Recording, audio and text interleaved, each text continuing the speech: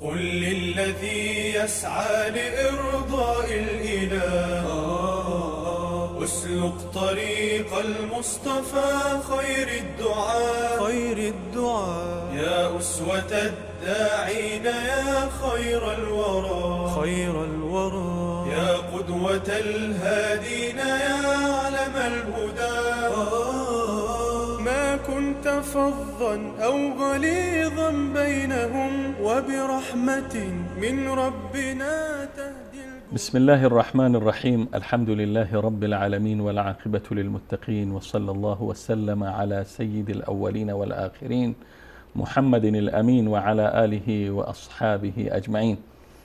بینندگان ارجمند و گرامی شبکه جهانی وصال حق و علاقمندان برنامه با دعوتگران، خوشحالیم که بار دیگر خدمت شما گرامیان هستیم با برنامه دیگر از سری برنامه‌های با دعوتگران با جناب استاد عبدالظاهر دایی که طی 2 قسمت گذشته نیز با ما بودند. من به اجازه شما از طرف شما و خودم خدمت جناب استاد گرامی عرض سلام و ادب دارم و حضورشون را بار دیگر خیر مقدم میگم. جزاکم الله خیر. خوب استاد، اگر باز هم به امتداد صحبت‌های گذشته ما صحبت‌ها را ادامه بدیم، راه دعوت و راه بیدارگری و خرافات زدایی و مبارزه با بدعات همواره مشکلات و موانع داره و انسان دعوتگر باید صبر کنه. آیا شما در این راه با مشکلات و موانع و کندی ها و این مسائل مواجه شدین و اگر مواجه شدین چگونه با این موانع برخورد کردین؟ بسم الله الرحمن الرحیم. الحمد لله و الصلاة و السلام علی رسول الله صلی الله علیه و سلم. اصلا یک قاعده هست، اگر این قاعده را انسان دعوتگر در زندگی خود مراعات بکنه تمام سختی ها بر از او آسان میشه و من خودم شخصا زیادتر کوشش میکنم که همین قاعده را سر خود تطبیق بکنم و او قاعده ای است که مثلا وقتی ما میگیم من دعوتگر هستم، اصل دعوتگر اسلام کی بوده؟ اولین دعوتگر اسلام شخص رسول الله صلی الله علیه و سلم بودن و رسول الله صلی الله علیه و سلم وقتی که ما میخوایم که در راه رسول الله صلی الله علیه و سلم بریم و دعوت اسلامی را مثل دعوت رسول الله صلی الله علیه و سلم انجام بدیم، پس رسول الله تا زمان 40 سالگی که وحی برشان نامده بود و مبعوث نشده بودن با جامعه و یا سر و کار نداشتن، یعنی در قسمت خرافات و بدیها و شرکیات اینا مبارزه نمیکردن. تمام مردم او را صادق و طیب و طاهر و امین میگفتن، ولی وقتی که اینا دعوت شروع کردن سختی های بسیار زیادی را متحمل شدن. یعنی اگر انسان دعوتگر یک 10 نمونه از دعوت رسول الله صلی الله علیه و سختی های رسول الله صلی الله علیه و پیش روی چشم خود بانه باز بعد از خود با او مقایسه بکنه، این سختی هایی که ما میبینیم او هیچ چیز نیست. یعنی بسیار بر انسان اما تو شجاعت میده، بر انسان بسیار اما تو دل میده. رسول الله صلی الله علیه و مجرد که دعوت شروع میکنه، اونا 2 دختر داشتن که دخترای خود بر فرزندای ابو لهب داده بودن و اونا ابو لهب پسرای خود مجبور کرد که به خاطر از اینکه پیغمبر صلی الله علیه و دعوت میکنه باید دخترای از طلاق بدن. شما فکر بکنین که شما جوان هستین، دختر ندارین، اگر دختر عروسی شدگی می داشتید که یک دفعه او گریه کرده و چیخ زده بیا که پدر مرا به خاطر دعوت شما شوهرم طلاق داد، چقدر سخت تمام میشه. و یایی که مثلا رسول الله صلی الله علیه و در طائف میره با سنگ زده میشه و خون از بدن رسول الله صلی الله علیه و جاری میشه و سنگ ها بالا از میایه و در یک جای میشینه و اللهم اشکو الیک بثی.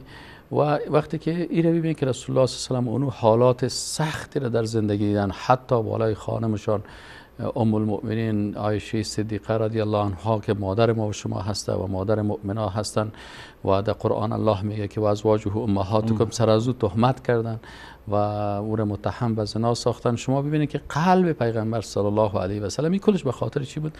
به خاطر دعوت اسلامی. پس پیغمبر صلی الله علیه و آله به خاطر از اعضای خانواده خود مثلا اتهامات میپذیره، سر خودش مثلا لطمه میپذیره، گپایی که زده میشه و مشکلاتی که در زندگی خود داره کل از این متحمل میشه.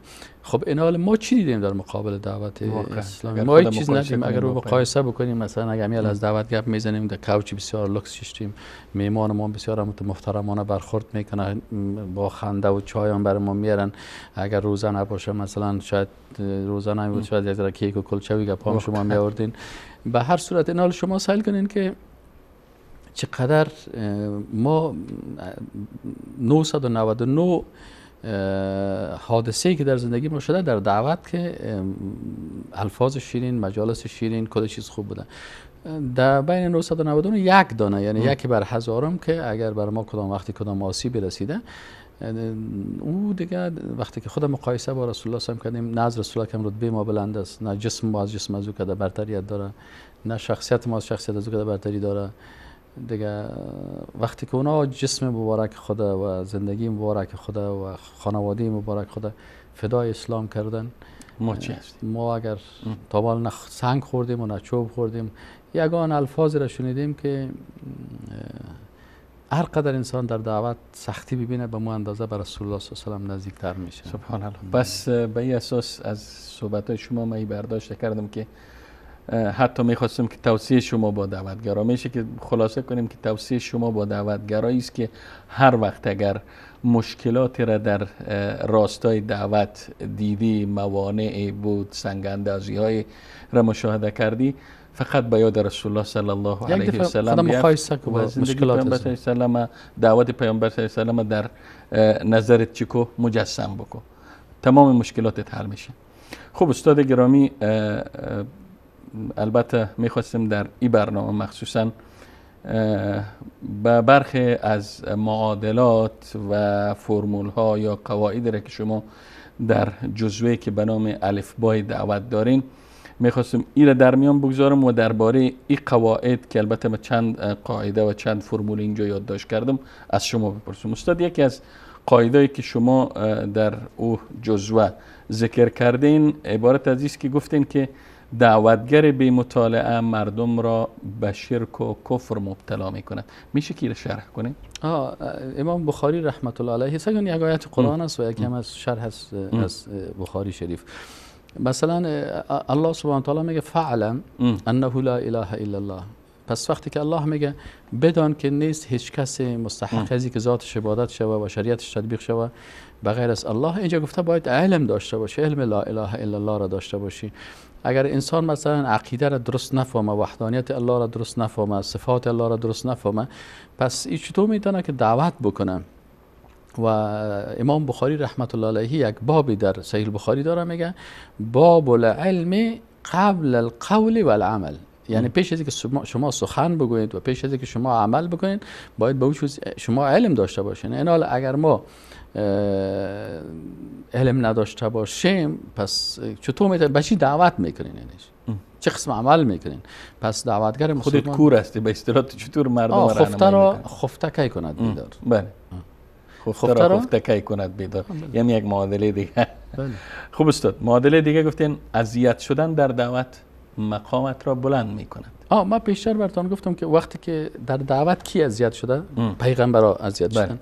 پس وقتی که یک انسان دعوت میکنه در قدم پیغمبرها گام مانده، حالا هر اذیتی که میشه یک گام بالا میشه، یک گام بالا میشه، یک گام بالا میشه تا که به پیغمبرها نزدیک میشه. قل هذه سبیل ادعو الی الله علی بصیره انا و من اتبعنی.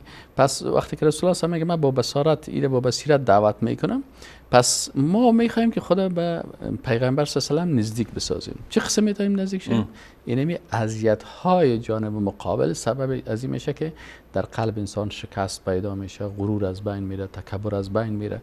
چون بعضی اوقات توصیف زیاد آدم مغرور میسازه، اما وقتی که یک نفر آمد یک اذیت کرد، یک چیزو گفت، بسیار خوب میشه و انسان میفهمه که والا اینی سختی باز بر انسان اخلاص پیدا میکنه، بر انسان منزلت پیدا میکنه و صداقت رو نشان میده. آیا همواره مشکلات و موانع و اذیت ها نشانه حقانیت طرف نشان میده؟ اگر مثلا یک نفر دعوتگر است که هیچ کس که از او مخالفت نمیکنه، این منافقت میکنه دیگه.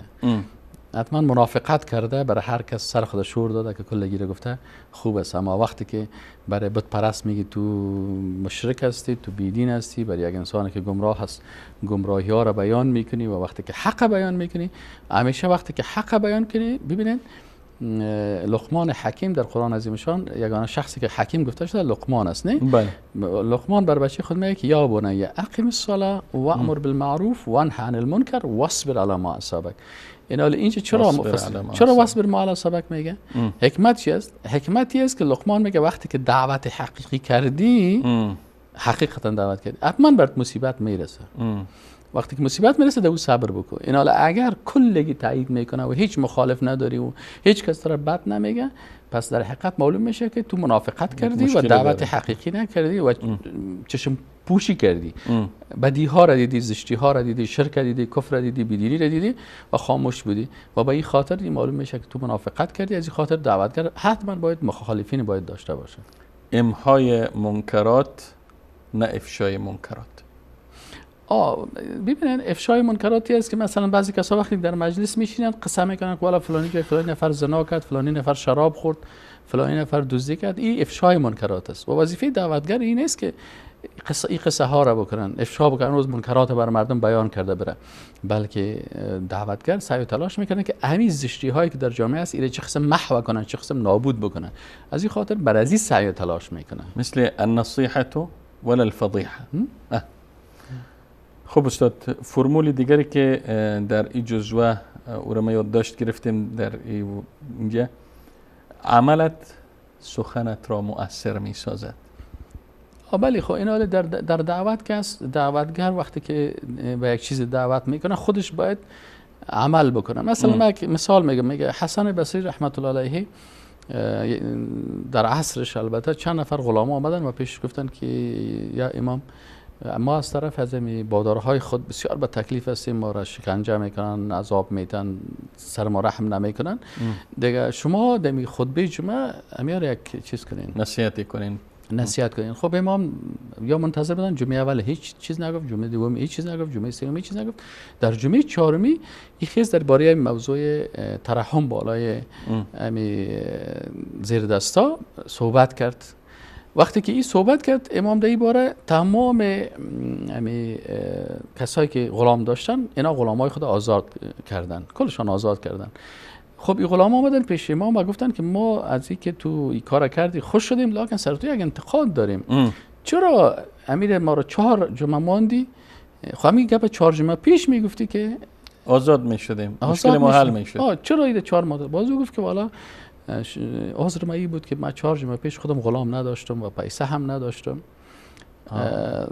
بنابراین وقتی که خودت یک کار نکرده باشی دو دعوت کنی، باز دعوت تأثیر نمیکنه. پس گفت من رفتم که یک دانه کار کردم در طول 1 ماه و اون پیسه که 1 ماه کار کردم رفتم یک دانه غلام خریدم و او را به خاطر رضایت الله آزاد کردم. بعد از آمدم در مسجد وقتی که خطبه دادم، چون خودم عمل کرده بودم، این تاثیر کرد در سخنای من و شما را باز آزاد کردن. آیا این قاعده عام است در هر جای تطبیق میشه؟ هر جای وقتی که شما، یعنی وقتی میشه که انسان یک دعوتگر خودش مقصر هست، کوتاهی داره، ای آیا مانع ازی میشه که مردم به طرف او خوبی دعوت بکنه؟ نه اصلا خب معصوم هیچ کس نیست، کل ما گناهگار هستیم، لکن دمو گناهی که خودت مبتلا باشی اگر دیگه بخوای که از اون متهم میشی و او تاثیر هم نمیکنه. از این خاطر شاید دیگه مسائل دعوت کرده بتونی. مثلا یک پدر است سیگرت خودش میکشه، برای بچه خود میگه که بچه مشکل سیگرت نکشی، سیگرت بسیار بد چیز است، چطور است چنان است. او بچه شاید گپش بشنوه لکن عملا میبینه که خودش سیگرت میکشه و مغز از هیچ تاثیر نمیکنه. یعنی دعوت خودتو نمیگیم که مثلا انسان خود کاملا معصوم باشه، لکن دعوتگر زیاد کوشش کنه که به آن چیزی که دعوت میکنه خودش قبل از دیگران عمل بکنه. پس یکی از گام‌های مؤثر در دعوت عمل انسان است. تو وقتی میخوای که یک پیام برسانی، اگر او را خودت عملی کنی، ای شاید رساتر برای طرف مقابل برسه. طبعا نمیشه، هر قدر که اخلاص داشته باشیم با اندازه اخلاص دیگران هم اخلاص پیدا میکنه. فرمول دیگری استاد گفتن که داعی باش. من نمی‌فهم که هدف خودتان هستین دعوتگر. داعی باش، نه قاضی و مفتی.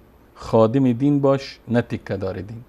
میشه کی رو شرح بکنین؟ بله. اصلا درست. اکثرا بسیاری کسای جوانای ما که در دعوت شروع میکنن، این دعوتگرای جوان وقتی کمک دعوت کردن، شیطان اینا رو وسوسه میکنن، باز اینا به عوض دعوت صاحب قضاوت شروع میکنن. یعنی مشرک است، یعنی بدعتی هست، یعنی فلانی است، یعنی چطور است، سر مردم نام های زیادی رو میمونن. توصیه شما به این طور افراد چی است؟ خب اینه می هست که برادر شما داعی باشین، دعوت به طرف اسلام بکنین. قضاوت بگذارین برای یک قاضی که او متخصص مسلکی است، یا برای یک مفتی که او فتوا میده. بسیاری وقتا انسان فتوا دادن کار آسان نیست. فتوا بسیار شرایط خدا داره، تخصص خدا داره. پس این حال انسان نباید خدا قاضی و مفتی بسازه، بلکه دعوتگر باشه و مردم به طرف دین الله دعوت بکنه. و اینمی قسم وقتی که ما دعوت به طرف دین میکنیم، ما خدمتگار دین باید باشیم، نه اینکه خدا تیکه‌دار دین بسازیم و بگیم که دین مخصوص ما هست و از دست ما هست و دیگرها همگی هیچ کار نکردن و کار کردن نمیتونن. خادم دین باش، نه تیکه‌دار دین. امیر من براتون گفتم، شما شاید. خب یک بخششی بود. فرمول دیگر استاد گفتین که از توصیف کسی خوشحال نشوی و از انتقادش متأثر ببخشی. خب دعوتگر وقتی که انسان دعوتگر واقعی باشه، ببینید شرک سه قسم است. یکی شرک اکبر است، یکی شرک اصغر است، یکی شرک خفی است. شرک اکبری است که انسان یک عمل به خاطر مخلوقا میکنه و شرک اصغری است که در ریاکاری میکنه و شرک خفی است که همیشه از این کار یک عبادتی را که میکنه خوشحال میباشه که دیگرایی را توصیف بکنه. این حالا چون دعوت یک عبادت است، در این عبادت دعوتگر اگر میخواد که کامیاب باشه، این از توصیف دیگرها باید خوشحال نشه که مغرور شه و اگر باز انتقاد میکنه، این باید متاثر نشه. چون در دعوت چی است؟ دعوت به خاطر رضایت الله میکنی، سخنای مردم زیاد توجه نکن. بعضی کساس خوب دعوت میکنه ببینی شاید عالی ترین درجه دعوت میرسه که یک انتقاد سرش شد یا یک جای کمک سختی دید باز فرار میکنه. پس دعوتگر، کسی که میخواد دعوتگر خوب باشه، این باید نه از توصیف مردم متاثر شوه و نه هم از انتقادشان بگه والا من این کارو به خاطر رضایت الله میکنم. دیگه دل کسی انتقاد میکنه خانه شباد و دل کسی که اگر توصیف هم میکنه خانه شباد. اگر از شما استاد یک چیز طلب کنم که یک توصیه داشته باشین برای افرادی که بسیاریا میگن که دعوتگرا عموما با خشونت برخورد میکنن و طرف مقابلشان دائم متهم میکنن و دائما با چهرهای گرفته صحبت میکنن، توصیه شما با این کسا چی است؟ وقت در اسلام که است، وقت هدف عالی باشه، هدف اسلامی باشه، باید اما وسایلش هم باید مطابق اونمو وسایلی که بر ما الله و پیغمبرش چی کردن؟ تعیین کردن. یعنی ادعو الی سبیل ربک بالحکمه. میگه یک کس آمد پیش هارون رشید و برش گفت که من میخوایم بسیار سخت گپات را بزنم و بسیار جدی تو را دعوت بکنم و راهنمایی بکنم. هارون رشید برش گفت که جناب دعوتگر صاحب، الله سبحانه و تعالی یک کسی را که از تو کده بسیار رتبهش بلند بود بل یک کسی روان کرد که او از ما کده بسیار رتبهش پایین تر بود. برش گفت که وقول له قولا لینا، یعنی الله موسی علیه السلام و هارون علیه السلام که رتبهش از تو کده بلندتر بود پیش فرعون روان کرد، نه من مثل فرعون هستم و نه تو بهتر از موسی هستی. و برش گفت که وقول له قولا لینا، برشان نرم گپ بزن. بنا نرمش در خوی و نرمش در زبان این نعمت الله هست. از این خاطر الله سبحانه و تعالی برای رسول الله سمیه که فبما رحمتن، رحمت الله هست، فبما رحمت من الله لنت لهم. این رحمت الله سی پیغمبر که تو بر زنا نرم شدی، ولو كنت فظا غلیظ القلب لانفضوا من حولك. اگر تو تند خوی می بودی، قلب سنگین می داشتی، مردم از اطراف تو میگذره. پس وقتی که ما میگیم که ما دعوتگر هستیم و رهبر ما رسول الله صلی الله علیه و آله است، ولکم فی رسول الله اسوه حسنه، حال وقتی که دعوتگر اول و اسوه اساسی ما رسول الله صلی الله علیه و آله است، پس ببینیم که رسول الله صلی الله علیه و سلم به رحمت الله نرم شده.